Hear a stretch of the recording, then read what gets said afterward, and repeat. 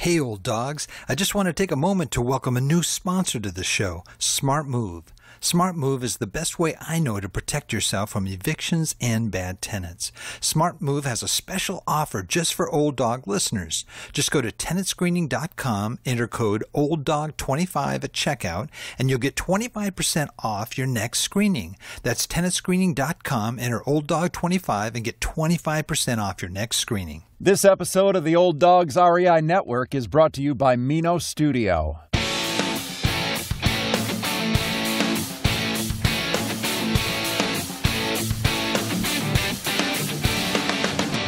Welcome to the Old Dogs REI Network, where cash flow is king. Real estate investing, the means, so you can enjoy your retirement dreams. This is the show where we cut right to the chase. No sales pitch, no long monologues, just simple how-to real estate investing advice, so you can earn the passive income you need to enjoy your retirement today. And now, your host and chief old dog, Bill Manassero. Hello, old dogs, and welcome to Fun Facts Friday. This is our once-a-week, only on Friday show, where we have special episodes, not featuring guests, where I will share tricks, tips, terminology, and techniques that will help skyrocket you to real estate investing success. Today's topic is why I don't do Section 8 anymore. Well, it's going to be a fun one. Well, hey, before we get started, though, I'm just checking in with you guys, as I always do, just to hopefully encourage you. You know, I'll tell you, man, some days are just the worst, man. Sometimes I'll just it's like anything that can go wrong goes wrong. And, you know, it's easy to get discouraged, you know, as a real estate investor, because it has its ups and downs, right? But it also has its benefits too. And those are the things that we really want to focus in on and just keep pressing on. I'll tell you, it's really easy to get discouraged and to give up and just say, I'm done with this. But if you press on, you keep moving forward, those are the folks that do the best in this crazy real estate investing world. So try not to let things get to you. Remember, persistence pays off a big time in real estate investing. One, I just want to encourage you. I also want to let you guys know, too, if you are thinking of going into apartment investing, okay, that there's a lot of things you can do, a lot of great books. We have a book section in our website, under the resources tab. And we have sort of the top 20 real estate investing books. And there's some great ones there on apartment investing that might be a good place for you to start. Of course, there's a ton of great podcasts, this being one of them. There's also some great websites, Bigger Pockets, a lot of great places you can go to get a lot of information about investing in apartment buildings. You can start small with maybe just, duplexes, fourplexes, what have you, and kind of build your way up. One of the things I would recommend you doing, besides the research and collecting the information, but also practice analyzing properties and try to get in and understand what are the elements you need to plug in to assess whether or not number-wise that apartment would be a good investment. That's just something, some tips for you guys there. Another thing, keep in mind here too, if there are those of you out there that are, man, I've been doing that, I've been analyzing properties, I've been looking at them, but I just don't have the funds to get started. Hey, maybe we should talk, because we have some funding and we may be able to work something out as somebody that might be able to be a part of your deal. So if that's the case with you, and all you need is sort of the funding, but you've got the drive and you've got the interest in finding the deals, then maybe we can talk. So anyway, you know how to reach me. Just go to our website at olddogsreinetwork.com and go to the contact page and let me know what you got. We'll see if we can do something together. Well, let's move into our topic here, why I don't do Section 8 anymore. Now, before I get started, I do want to say that Section 8, is not the worst thing in the world, okay? What I will say is that it does work well for some folks. Some folks love it, and there are others that struggle with it. And to be honest with you, I'm one who struggled with Section 8.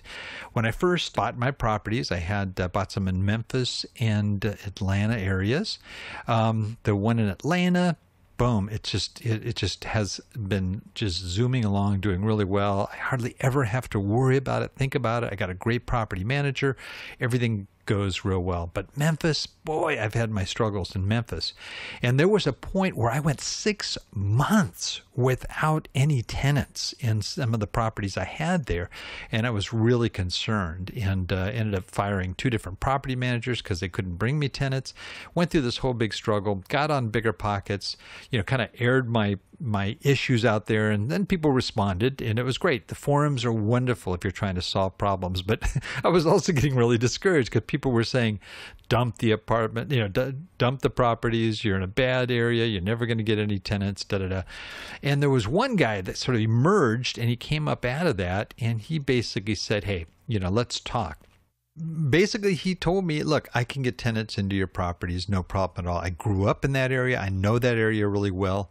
And I can get tenants in quickly. So, boom, he had me. I was all ears. I was listening. Go ahead. What can you tell me? And he was saying basically, one, I can get tenants fast. And I'd been 6 months without tenants. So he definitely got my interest there. Next, he said, I can get your rents guaranteed. And that means that the government will back them up, and you'll get that rent like clockwork. And boom, I'm getting hooked here. Okay, the hook is hooking into my mouth, and is reeling me in here. Not only that, but the rental rates will be above market. Okay, higher than I was asking. The tenants are pre-screened, and anyway, just went through this whole list of advantages. And basically what he was talking about is, hey, I can get you Section 8 tenants. There's this special government program that basically is provided by the U.S. Department of Housing and Urban Development that provides low-income housing, through this Section 8 program. So people can rent your property from you. The government issues the check every month. Now, granted, it may be a partial check, and the tenant has to come up with the other. But, generally they're long-term tenants. People have to wait on a list to even qualify for the program. So likely they're not going to violate their, the agreement, which means they have to take care of the place they live in and all this wonderful stuff. So I was like, okay, man, you had me at guaranteed rent. Okay. So I basically signed up with this property manager, and boom, he stuck to his, we had to do some stuff in the beginning to get the properties ready and qualified, but it happened really quickly. And boom, all of a sudden my properties are all filled, from empty properties to filled properties. And I'm just going, this is the greatest. And for a year, I was in this euphoria here of Section 8 is the greatest, and I absolutely loved it. Well, reality started to hit after that first year. And after 1 year, the local housing authority comes in and they do an inspection, This is where things just started to change, So they came in, and they basically, the inspector comes in, and they go through the property, and they look to see that you're meeting all the qualifications for the program, And I figured, I fixed everything, and I qualified, so a year ago, nothing has changed. Well, there's just a strange anomaly there, and it's almost as if the people that are inspecting these properties have to find something to prove that they are actually visiting and inspecting the property. So they come up with a list, and the lists are brutal, or at least they were for every property that I had, and they would cost me to basically get the property back up to par again, so that it meets the qualifications. Well, I figured, a couple $100, it's not a big deal. Well, it wasn't a couple $100. It ranged anywhere from $1,200 to $2,500 to fix all the things that they listed. And I was going, whoa, that's like my profit from cash flow for that year on this one particular unit. I'm going, this is crazy. Evicting a tenant can be painful and cost as much as $10,000 in court and legal fees. The best way to protect yourself from evictions and bad tenants is to screen your tenants. And the best way that I know to screen your tenants is SmartMove. SmartMove is part of TransUnion, a trusted consumer reporting agency with more than 4 decades of experience. They built an online screening service for independent landlords that delivers critical credit and background reports to you in minutes. It is a valuable tool to help you when you are trying to decide who to put into your rental property, and they can help you find your next great tenant. Only SmartMove has a credit score built specifically for rental screening called Resident Score, which can identify eviction risk 15% better than a traditional score. With the SmartMove report, you'll also get a criminal background check, eviction history report, as well as a full credit report. And only SmartMove has Income Insights, a report enabling you to analyze renter income to determine if further verification is needed. See why 9 out of 10 users recommend SmartMove, and more than 4 million landlords have used SmartMove to make better leasing decisions. SmartMove has a special offer just for Old Dog listeners. Go to tenantscreening.com, enter code OLDDOG25, and you'll get 25% off your next screening. That's tenantscreening.com. Use code OLDDOG25 at checkout for 25% off your next screening. SmartMove. Reduce your risk of non-payment and evictions. All of a sudden, the honeymoon was over. Okay, I had my 1 year of Section 8 bliss, and then things started to fall apart. Okay. Another thing, okay, is I had tenants that I thought were going to be there forever, and boom, they were getting out. Okay. They were either not meeting their obligation and paying their, the part of the rent they were supposed to pay, or they just trashed the place, and we had to evict them. So HUD, okay, they don't pay security deposits, so there were no security deposits in place. I didn't realize this at that time. That was not something I could have done optionally, but I found out that I could later. But these people don't have the money to even pay rent, so how are they going to pay a security deposit? So I had properties that got totally trashed, and of course we reported the people, and it probably knocked them off the qualification list, but they didn't seem to care. And so as time went on, some of the other difficulties you find out is evicting is difficult. There's a lot more steps involved. Normally Memphis, Tennessee as a whole is a tenant-friendly state, but you add on to that the requirements of the housing authority, and it changes, and it can take a lot longer.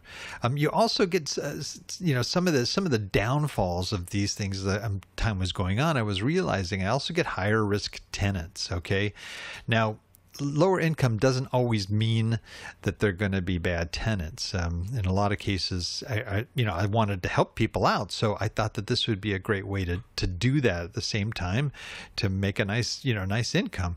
Well, it's unfortunately some of the folks just really didn't care, and they would let the properties run down. There were holes in the wall. I mean, it's like, wow, what could you do to a place, in that short period of time? And well, they did it, and that was part of the problem. In one unit, one property, I had a duplex, and so I had Section 8 on one side and Section 8 on the other. Well, after the experience I had, I got rid of the Section 8 in one, and then I was trying to get other people to rent the other, but they didn't want to rent because they didn't want to be in a building with a Section 8 folks, because maybe the experiences they've had, I wasn't really sure, but it kind of scared away just the regular cash paying tenant. Also, generally Section 8 is in a lower income neighborhood, and already there are just a number of risks that happen when you are in a lower income area. It's a little bit harder to find maybe the best of tenants. People either may be scared of the area, or maybe they're just not comfortable there. So it gets a little bit difficult to get people that are non-Section 8 into these properties. So and when you have a turnover, okay, these are just crazy expensive. In most cases, almost all of them, the tenants had left the place where I had to just do a major, turnaround expenses, and it just cost me a lot. So in addition to the inspection fees that I had, then I had to deal with some of the other issues of the damage that they had done as well. I wasn't selling at the time, but I was, contemplating selling because of the frustration I was having with Section 8. And then I found out that a lot of the lenders are not real enthusiastic to fund Section 8 properties. And I didn't realize that when I went into this mode. So this is just kind of a quick little overview that some of the challenges you can have with Section 8. Now, granted, I think there are some people that's all they do is Section 8, and they really kind of hone it down to a science.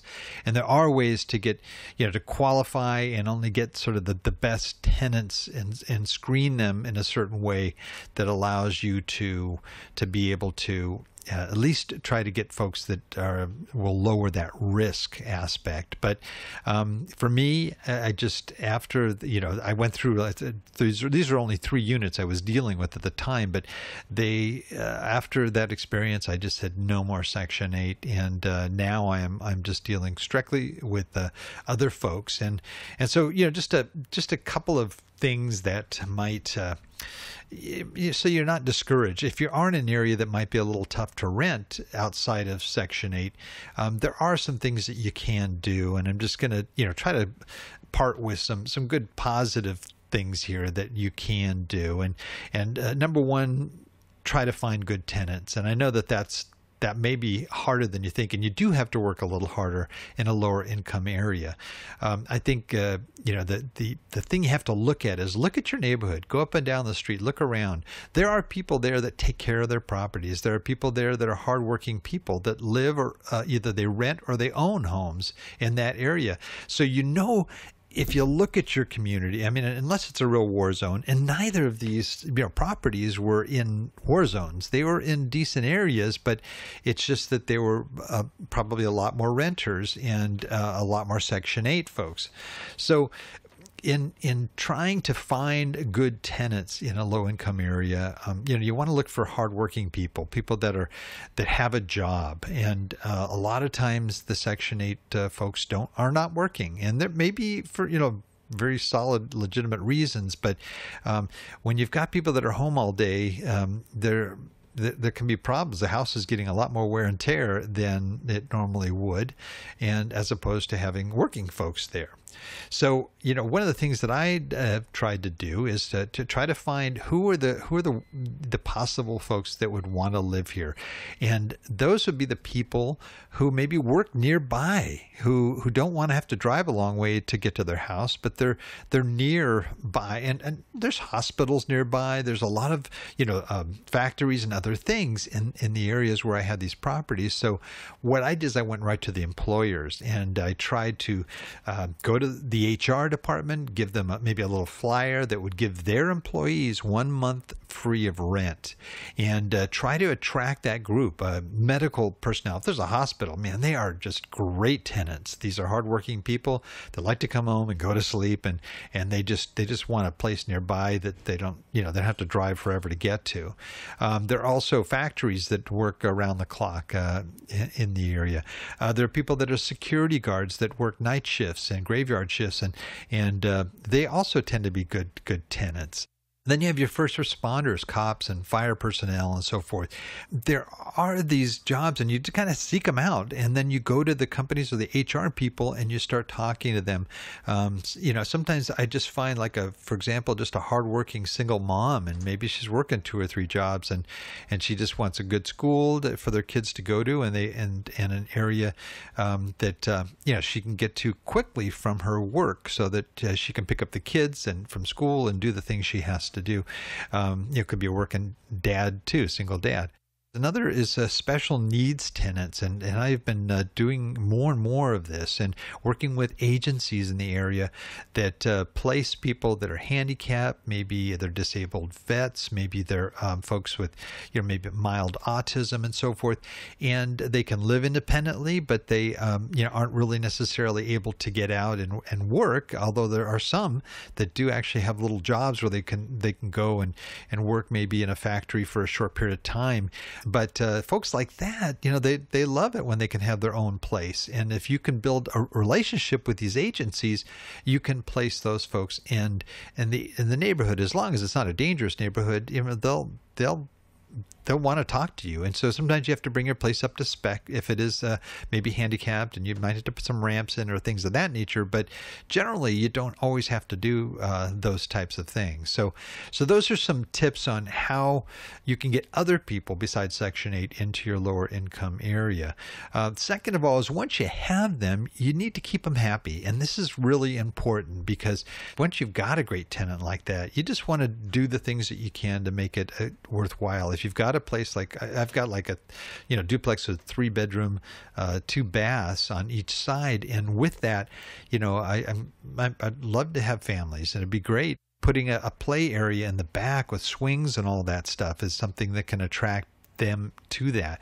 Maybe having free cable TV. Some of the things that make them feel safe even. You can hire an ADT type service that can come in and just cruise the area and what have you to help them make them feel safe.